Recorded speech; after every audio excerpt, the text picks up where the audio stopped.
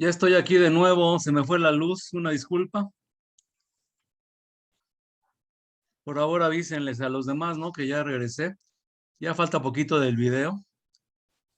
Lo regresé un poquito nada más. Entonces, bueno, casi nunca se va la luz aquí, pero bueno. Entonces, comparto sonido y más o menos por aquí vamos cuando se fue la luz. Entonces, Profe, ¿qué pasó? es que el detalle es que ya son 4:26. Ah, Pero sí, acaba todavía tenemos clase con usted, ¿no? Sí. hasta las 5. ¿Por Sí, qué? perdone, se me fue la onda, creí que teníamos otra clase. No, 4:57 tenemos, a ver, de las 3:20 a las 4:10 y de las 4:10 a las 5. ¿Qué Sí, pasó? se me fue la onda. Perdóneme, profe. Me Bueno, confundí con sale, el horario. sale. Ok, entonces aquí más o menos íbamos. No, pues apenas llevábamos 8 minutos de la segunda sesión. Entonces, a ver, corre video. Entonces aumenta proporcionalmente la corriente. Si se triplica el voltaje, por ejemplo, se triplica la corriente. Si se cuadriplica el voltaje, se cuadriplica la corriente.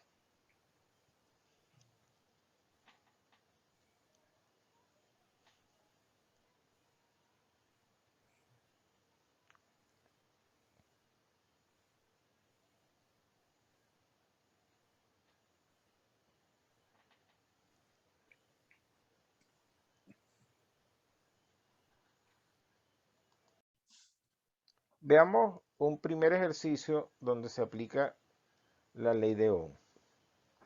En este ejercicio tenemos un circuito básico. Tenemos la fuente de voltaje, que se simboliza así, dos rayitas paralelas, una más larga y una más corta. La más larga es el polo positivo y la más corta es el polo negativo. La corriente siempre circula de positivo a negativo. Acá se ha colocado una resistencia. La resistencia se simboliza de esta manera. Es como una especie de zigzag. Una línea en zigzag. Representa la resistencia. Y acá se ha colocado un elemento que se llama el amperímetro. El amperímetro se coloca en el conductor que cierra el circuito, se coloca en serie, es decir, insertado en el conductor que transporta la corriente o que cierra el circuito eléctrico. Ese amperímetro nos va a decir, es el instrumento que sirve para medir cuántos amperios, que es la medida de la corriente que circula por el circuito. Entonces, en este ejercicio, los datos son así. Se conoce que la fuente es de 9 voltios. Con el amperímetro se ha medido la corriente y se sabe que esa corriente es de 27 miliamperios. Entonces la pregunta, ¿qué valor tiene la resistencia eléctrica R? Bueno, aquí entonces simplemente se usa la ley de Ohm. B es igual a I por R. Entonces despejamos R, para lo cual este I que multiplica en este miembro pasa dividiendo. Entonces R es igual a B dividido entre I. El voltaje es 9 voltios y la corriente es 27 miliamperios, es decir, 27 por 10 a la menos 3 amperios. La resistencia R, por tanto, es 9 por 10 a la 3. ¿De dónde viene este 10 a la 3? Este 10 a la menos 3 que estaba en el denominador sube al numerador, pero con el exponente positivo. Entonces queda 9 por 10 a la menos 3. Este 27 lo escribiré como 9 por 3, 9 por 3, 27. Ajá. Y las unidades las he colocado aquí aparte. Este es voltio y este es amperio. Entonces fíjense, al escribir 27 como 9 por 3, puedo simplificar este 9 con este 9. Y me queda 10 a la 3, que es 1000, entre 3. 1000 entre 3 es 333,3. Este 3 se repite indefinidamente, es periódico. Y ese 333,3 ohmios es la resistencia eléctrica desconocida, que ahora, gracias a la ley de Ohm, hemos determinado.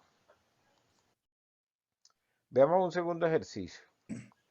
En este ejercicio se tiene un circuito que consta de dos fuentes de voltaje, V1 y V2, y de dos resistencias. Como las resistencias están colocadas una a continuación de la otra, entonces, como veremos, la resistencia equivalente es la suma de las resistencias.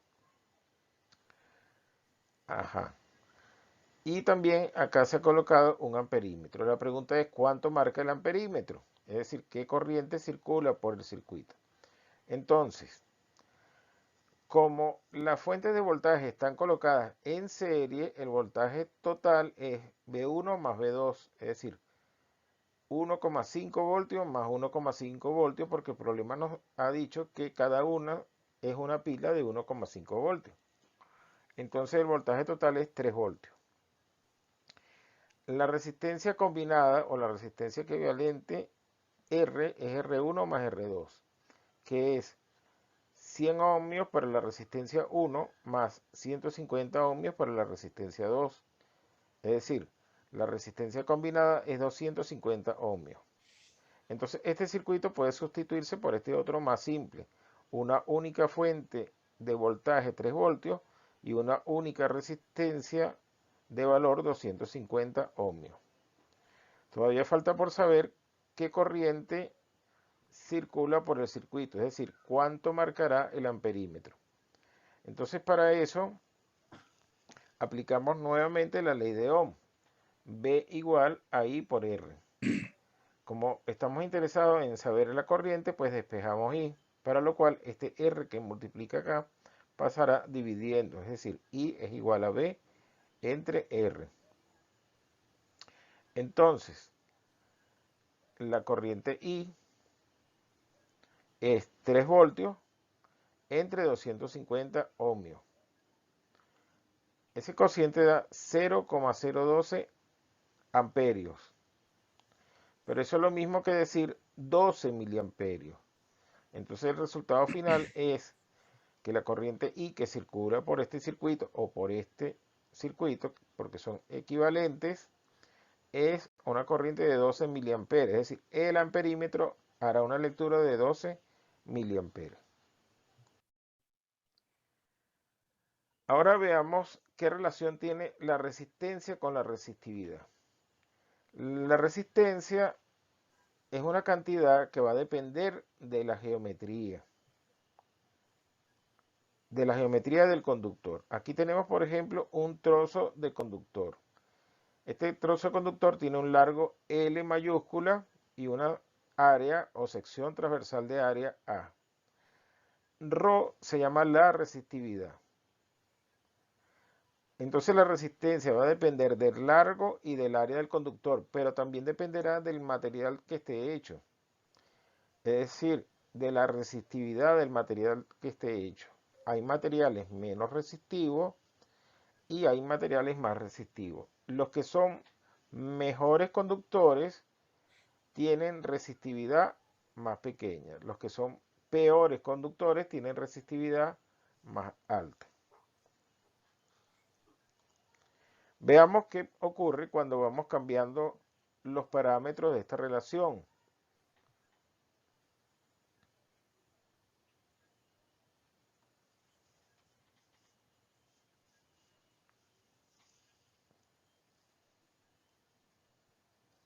Comenzaremos por modificar el largo.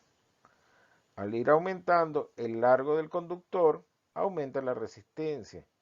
La razón es que a mayor longitud, pues se incrementa también las colisiones de los portadores de carga cuando van pasando por el conductor, porque al ser el tramo más largo, pues hay mayor cantidad de colisiones.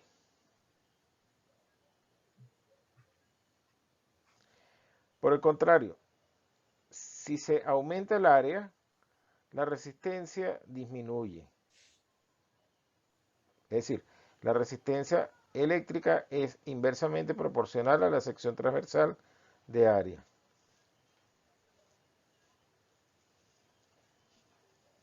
Por último, la resistencia eléctrica es directamente proporcional a la resistividad del material. Materiales más resistivos producirán mayor resistencia. Materiales menos resistivos producirán menos resistencia.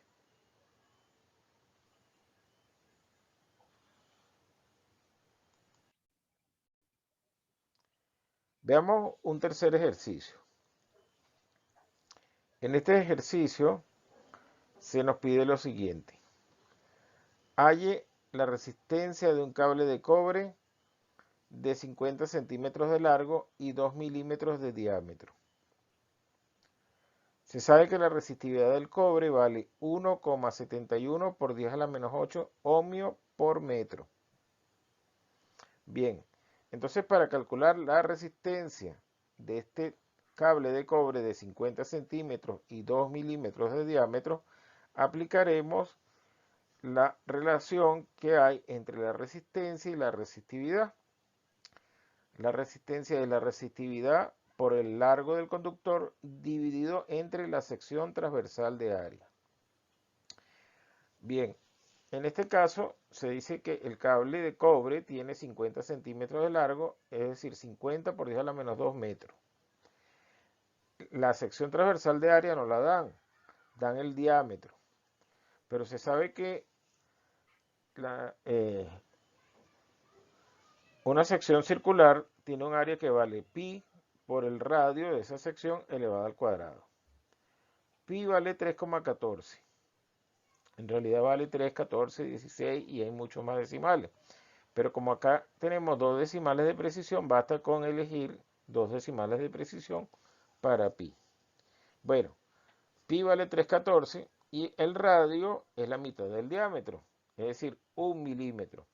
Pero 1 milímetro en metros se escribe 1 por 10 a la menos 3 metros. Pero esto debe ser elevado al cuadrado, de acuerdo a la fórmula. Muy bien. Entonces, aquí tenemos 10 a la menos 3 elevado al cuadrado es 10 a la menos 6. Por tanto, el área es 3,14 por 10 a la menos 6 metros cuadrados. La resistencia de este cable va a ser 1,71 por 10 a la menos 8 ohmio por metro. Es decir, la resistividad multiplicada por el largo del cable en metros, que es 50 por 10 a la menos 2 metros, dividida entre la sección transversal de área, 3,14 por 10 a la menos 6 metros cuadrados. Al hacer las simplificaciones respectivas, por ejemplo, este metro con este metro y este con este, pues nos quedará ohmio.